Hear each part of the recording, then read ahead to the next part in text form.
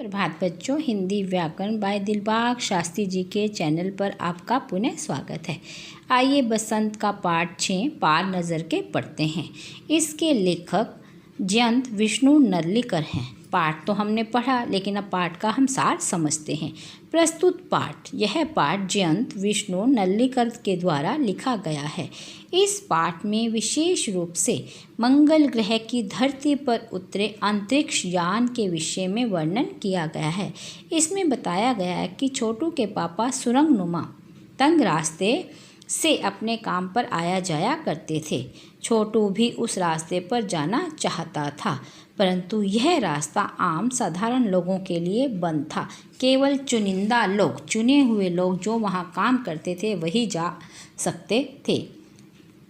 छोटू के पापा चुनिंदा लोगों में से एक थे जो अपने पास सिक्योरिटी गार्ड की सहायता से जा सकते थे। संयोगवश एक दिन छोटू के हाथ में अपने पापा का कार्ड लग गया, पास लग गया।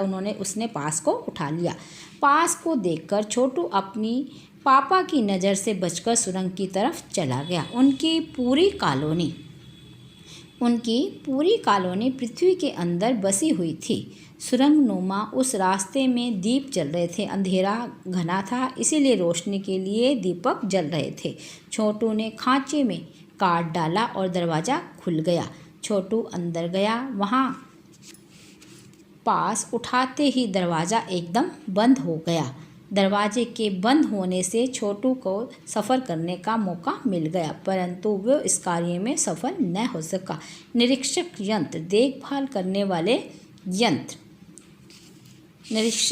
यंत्र ने तुरंत छोटू की तस्वीर को खींच लिया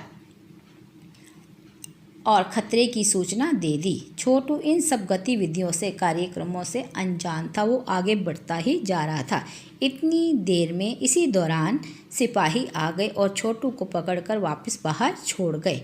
छोटू की इस गलती पर उसके पापा ने उसे समझाते हुए कहा, छोटू, मैं जहाँ काम करता हूँ वह क्षेत्र ज़मीन से ऊपर है। वहाँ एक विशेष प्रकार का सूट, स्पेस सूट पहनकर जाया जाता है।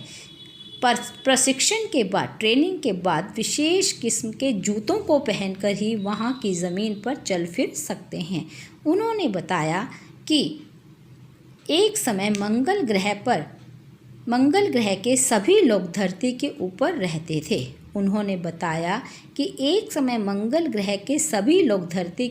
रहते थे।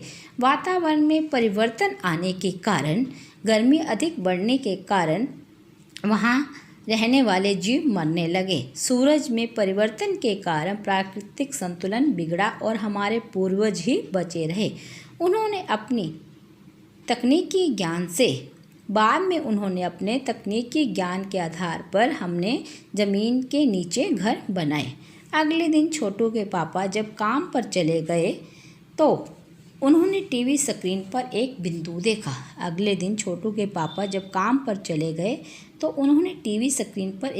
देखा। कंप्यूटर के द्वारा पता चला कि यह बिंदु मंगल ग्रह की ओर बढ़ता चला आ रहा है। वास्तव में यह एक अंतरिक्ष यान था, जिसमें से एक यांत्रिक हाथ बाहर निकला। इस यांत्रिक हाथ की लंबाई प्रतिशत बढ़ती जा रही थी, हर पल बढ़ती ही जा रही थी। इस आंतरिक यान की लंबाई प्रतिपल बढ़ती ही जा रही थी।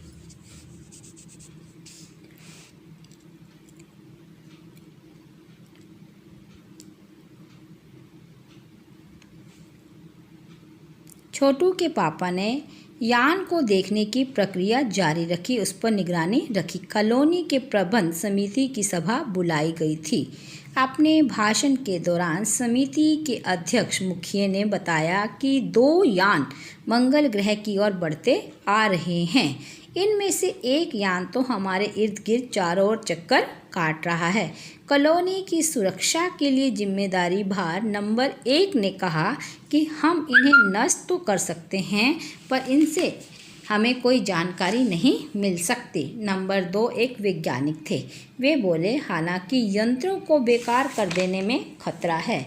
इनके बेकार होते ही दूसरे ग्रह के लोग जान जाएंगे हमारे बारे में। इसीलिए मेरी राय है, मत है, विचार है कि सिर्फ अवलोकन करते रहना चाहिए, देखते ही रहना चाहिए।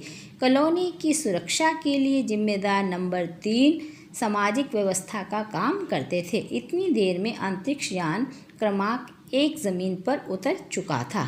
छोटू के पापा उसे अपने कंट्रोल रूम में ले गए। वहाँ से यान क्रमांक 1 साफ दिखाई दे रहा था। पापा ने उसे एक कंसोल दिखाया जिस पर लाल बटन लगा हुआ था। यान से निकला यांत्रिक हाथ जमीन से मिट्टी उकेरना चाहता था, मिट्टी लेना चाहता था। तभी छोटू ने बटन दबा दिया और यांत्रिक यान की हरकत रुक गई। काम करना उसने बंद कर दिया क्योंकि वो लाल बटन छोटू को बार बार अपनी ओर आकर्षित कर रहा था। नासा के तकनीशियों ने इस हाथ को ठीक कर दिया। यांत्रिक हाथ ने मिट्टी के नमूने इकट्ठे किए। पृथ्वी के वैज्ञानिक मंगल की इस मिट्टी के अध्ययन के लिए बड़े उत्सुक थे, बेचैन थे। वे जानना चाहते थे कि क्या पृथ्वी की तरह भी मंगल पर जीवन की अनुकूल दशाएं हैं, जो आज भी एक रहस्य बना हुआ है। इस तरह हमने पाठ का सार जाना।